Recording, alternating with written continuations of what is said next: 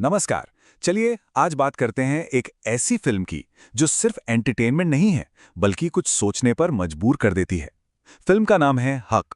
हाल ही में आए एक रिव्यू के आधार पर हम समझेंगे कि आखिर इस फिल्म की कहानी क्या है और ये कौन से जरूरी मुद्दे उठाती है। तो शुरू किया जाए। मतलब सोचिए, रिव्यूअर ने एक लाइन में ही पूरी बात कह दी है। ये लाइन सीधे सीधे इमरान हाशमी की जबरदस्त परफॉर्मेंस की तरफ इशारा करती है, जो इस फिल्म की एक बहुत बड़ी जान है। तो फिल्म है हक और इसमें लीड रोल में है दो बेहतरीन कलाकार यामी गौतम और इमरान हाशमी। लेकिन ये फिल्म सिर्फ एक्टर्स के बारे में नहीं है। ये एक ऐसे टॉपिक को छूती है जो हमारे समाज के लिए हमेशा से बहुत सेंसिटिव और ज़रूरी रहा है। जी हाँ, ये फिल्म बात करती है 3 तलाक के बारे में। एक ऐसी प्रथा जिस पर हमारे देश में न जाने कितने सालों तक एक बहुत बड़ी बहस चलती रही, समाज में भी और कानून की दुनिया में भी। अब देखिए, फिल्म की कहानी को अगर ठीक से समझना है तो हमें थोड़ा सा पीछे जाना पड़ेगा। ये समझना होगा कि आखिर ये 3 तलाक था क्या और उस दौर में इसका महिलाओं की जिंदगी पर असर क्या पड़ता था। जैसा रिव्यूअर ने कहा, बस बोल दिया तो खत्म सब। सुनने में तो ये बहुत सीधी सादी सी बात लगती है ना?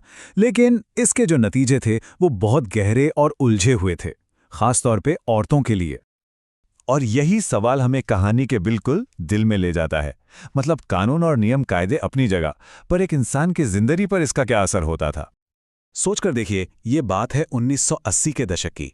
उस समय ज्यादातर औरतें फाइनेंशियली अपने पति पर ही तो निर्भर होती थी। ऐसे में तलाक का मतलब सिर्फ एक रिश्ता टूटना नहीं था, ये उनकी पूरी जिंदगी का दांव पर लग जाना था। एक अनजाने भविष्य का डर था, समाज का दबाव था। और यहीं पे कहानी में एक बहुत बड़ा ट्विस्ट आता है। ये जो फिल्म हक है, ये कोई फिक्शनल कहानी नहीं है। ये असल में भारत के कानूनी इतिहास के एक सबसे बड़े, सबसे ऐतिहासिक केस पर बनी है। तो कहानी हमें ले चलती है 1980 के दशक में, जब भारत में समाज और कानून पर बड़ी बड़ी बहसें चल रही थीं। फिर साल आया 1985, जब शाह बानो केस ने पूरे देश का ध्यान अपनी ओर खींच लिया। और फिर आया सुप्रीम कोर्ट का वो आइकॉनिक फैसला, जिसने एक तरह से इतिहास ही बना दिया। तो सुप्रीम कोर्ट ने फैसला क्या सुनाया? उन्होंने कहा कि तलाक के बाद एक मुस्लिम महिला को भी अपने पूर्व पति से फाइनेंशियल मेंटेनेंस यानी गुजारा भत्ता पाने का पूरा हक है। ये अपने आप में एक बहुत बड़ा एक लैंडमार्क जजमेंट था, महिलाओं के अधिकारों के लिए एक बहुत बड़ी जीत। और ये जो पूरी फिल्म है, इसकी कहानी जिग्ना वोरा की किताब बानो भारत की बेटी पर आधारित है।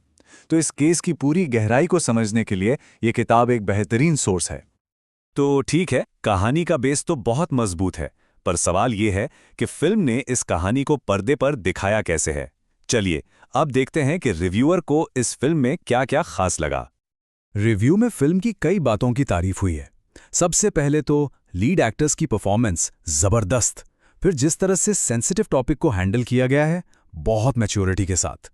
कोर्ट रूम के सीन में कोई फालतू का ड्रामा नहीं, बिल्कुल सधा हुआ। फिल्म ये भी दिखाती है कि कानून सबके लिए बराबर है, चाहे कोई किसी भी धर्म का हो। और हाँ, यामी गौतम का जो फाइनल मोनोलॉग है, वो तो बस कमाल है।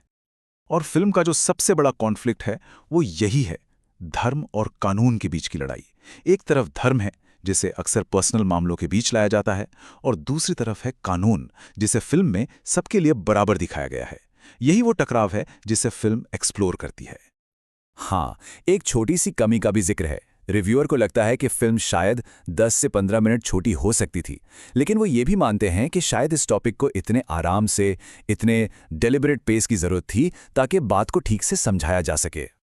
तो अब सवाल आता है कि ये कहानी जो इतने साल पुरानी है, वो आज हमारे लिए इतनी जरूरी क्यों है? आखिर ये हमें क्या सिखाती है? इसका मैसेज क्या है? तो योगी बोलता है कि तरफ से फिल्म को मिले हैं 4 स्टार्स 5 में से। ये एक बहुत ही सॉलिड रेटिंग है, जो साफ साफ बताती है कि फिल्म दमदार है। और फाइनल रिकमेंडेशन बिल्कुल क्लियर है, ये एक मस्ट वॉच फिल्म है, खास तौर पे उन लोगों के लिए जिन्हें थोड़ा मैच्योर, थोड़ा सोचने पर मजबूर करने वाला सिनेमा पसंद है। तो हम आज की बात इसी एक सवाल पर खत्म करते हैं। जब कानून और परंपरा एक दूसरे के सामने आकर खड़े हो जाएं, तो एक समाज को क्या चुनना चाहिए? ये फिल्म हक सिर्फ एक कहानी नहीं है, बल्कि एक आईना है जो हमें ये सवाल खुद से पूछने पर मजबूर करता है।